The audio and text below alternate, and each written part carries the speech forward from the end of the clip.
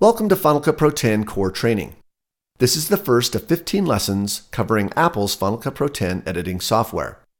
Whether you are new to digital video editing or perhaps transitioning from another editing program, which includes previous versions of Final Cut Pro and iMovie, my goal is to give you a solid foundation for understanding both the how and why behind the software, so you can focus on your ultimate goal, which is telling your stories.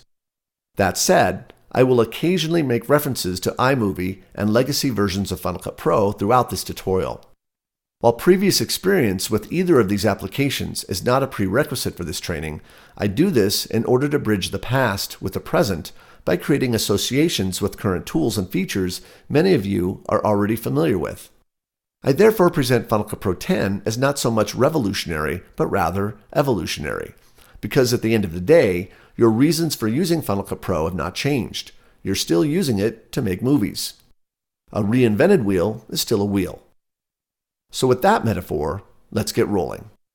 After downloading Final Cut Pro from the App Store and installing it, the Final Cut Pro icon will appear in the dock.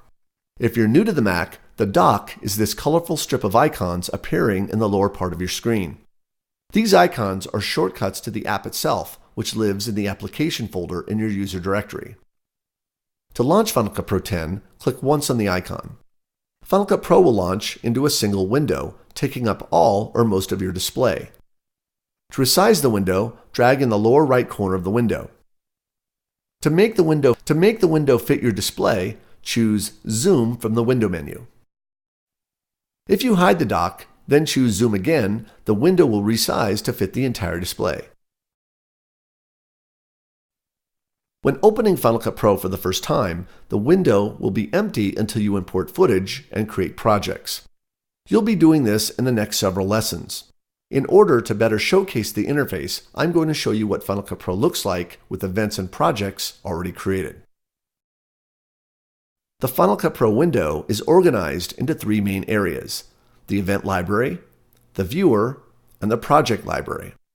The event library is used for importing and organizing your footage into what Final Cut Pro 10 calls events. Events are like master folders for storing all the media for a given project. By selecting an event, its associated media appears to the right in a window called the Media Browser. The Media Browser is where you select clips in preparation for editing them into the timeline.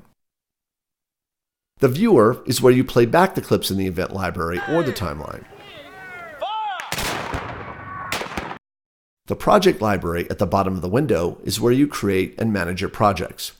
Projects are the principal containers for your work in Final Cut Pro and are represented by these horizontal film strips.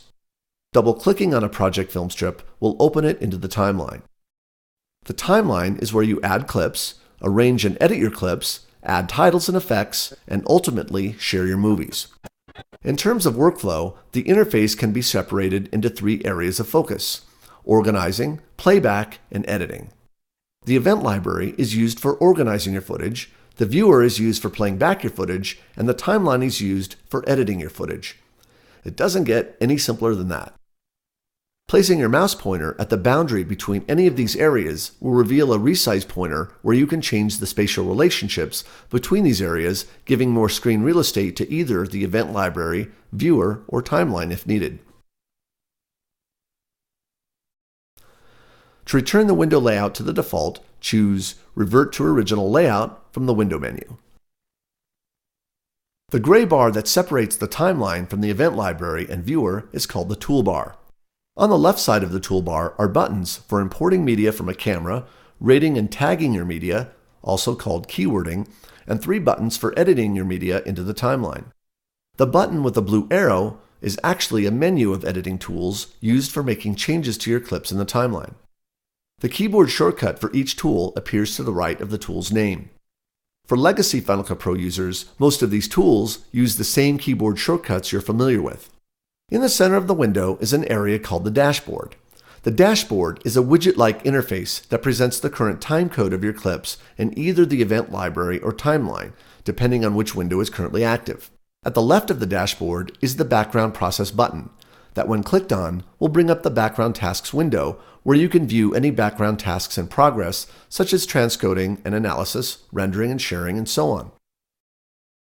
To view the audio meters for a project, click on the right side of the dashboard. To hide them, click it again. Moving further to the right on the toolbar, you'll see two large buttons. The first one is Final Cut Pro X's new Enhancements menu. This menu will allow you to quickly color balance and match your shots, as well as fix common audio problems like hum and background noise in your sound, just to name a few. The next button is used for applying speed changes to your clips, also called retiming effects.